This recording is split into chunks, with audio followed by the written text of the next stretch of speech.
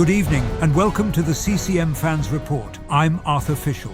And I'm Martha Fishel, currently suffering from a very specific type of football-induced migraine. It was indeed a testing Saturday for the multi-screening enthusiast. A 5 o'clock kickoff in Perth for the women, followed 10 minutes later by a 5:10 start in Melbourne for the men. I had the laptop on the coffee table, the TV on the wall, and my phone propped up against a bag of frozen peas. By 5:15, I didn't know if I was watching a corner in Melbourne or a throw-in at a Sam Kerr-themed car park. The logistics were, quite frankly, a triumph of scheduling over common sense. Tonight's headlines. The women endure a goalless stalemate in the West, while the men discover that a one-goal lead is a fragile thing when Juan Mata is in the building. And we ask the big questions. How does Josh Rose get a yellow card when he has eyes so dreamlike? And is it physically possible for Melbourne fans to learn a second word for their chants? All that and the Moon Report coming up.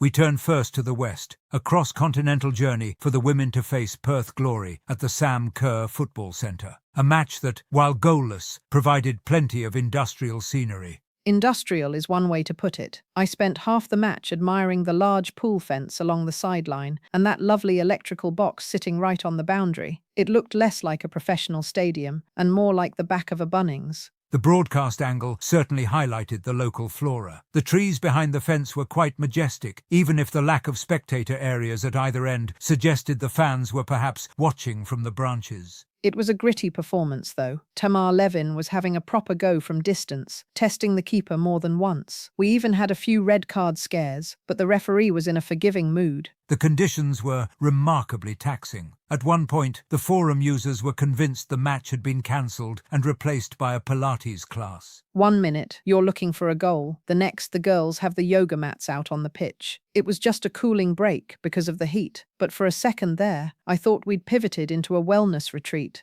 Millie Farrow had a golden opportunity from about a metre out, but she tried to tap it in with the outside of her boot instead of putting her laces through it. It's the kind of miss that makes you want to go back to the yoga mats and just breathe through the pain. Thankfully, Annalee Grove was immense in goal. She was named player of the match for a reason, pulling off 5 saves to ensure we did not leave empty-handed. A point on the road in Perth is a professional result.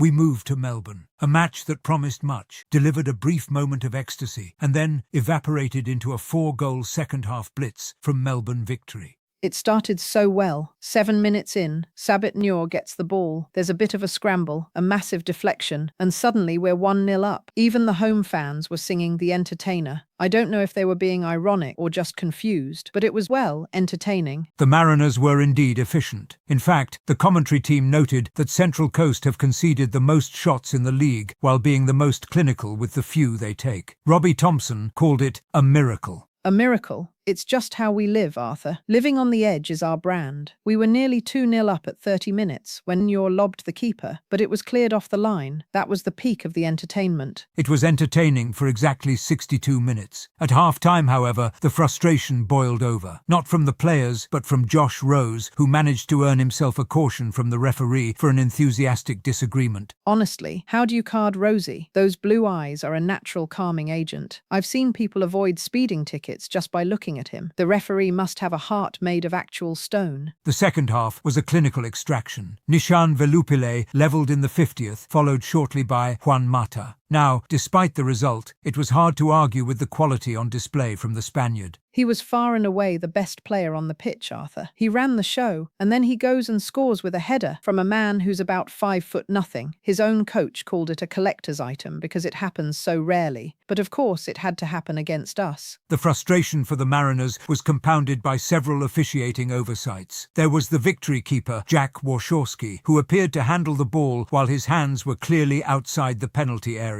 He was practically in the car park, Arthur. It was a blatant case of wandering hands, but the referee just let him carry on like he was picking up groceries. Then we had the confusion in the 63rd minute. Warren Moon made a double substitution while defending a corner, a move Robbie Thompson described as not the thing to do. While Moon clearly thought he'd been given a goal kick, he was standing there checking the receipts with the 4th official like he'd been handed a garden salad when he'd clearly ordered the schnitzel. The subs were on, the corner was taken, and the defensive defensive structure was absolute chaos, a complete breakdown in communication that left the gate wide open. He thought it was a goal kick. You don't repack a parachute mid-jump. Making subs during a corner is a disaster. We're lucky that offside flag went up. Unfortunately, the reprieve was temporary. Virgos added a third in stoppage time, followed immediately by a fourth from Davidson. The miracle eventually just stopped working. It was like watching a magician who's been pulling rabbits out of a hat for an hour, only to eventually reach in and pull out a damp tea towel and a bill for the electricity. A result that leaves the Mariners looking up at the six. Precision is a virtue, but on this occasion, it was overwhelmed by the sheer volume of Melbourne's resources. Joining us now to provide some grassroots perspective is a gentleman who has previously shared his insights with our program. Welcome back. We are interested to hear your perspective on the weekend's events. Listen, the whole right? Because the and then Mata and the ref, he's a and the and the garden salad schnitzel pool fence A tour de force of analytical precision. The way he contextualized the defensive transition within that final sequence was nothing short of brilliant. Such passion. I've never heard the one Mata header explained with such poetic weight. Not a single syllable wasted. We look now to the seasonal balance sheet. To date, the Mariners have mooned 7 teams, secured 6 half-moons, and endured 8 lunar eclipses. A deficit we're feeling on the ladder. The men have slipped to 7th, while the women now find themselves in 8th. Recovering that ground will be a challenge, particularly for the women, as they face 3 home fixtures in a mere 11 days. The men, meanwhile, are not playing this week due to the international break. An incredibly concentrated schedule for the girls. Wellington this Wednesday, March 25th at 7 p.m, followed by Canberra on Sunday, March 29th at 4 p.m. The culmination of this run is on Saturday, April 4th, which sees a massive double-header at the ground. The women host Sydney FC at 2:15 p.m, followed immediately by the men taking on Perth Glory at 5 p.m. We can only hope that the end of the international break brings a return of that missing energy to the stands and the forums alike. Until next time, this has been the CCM Fans Report.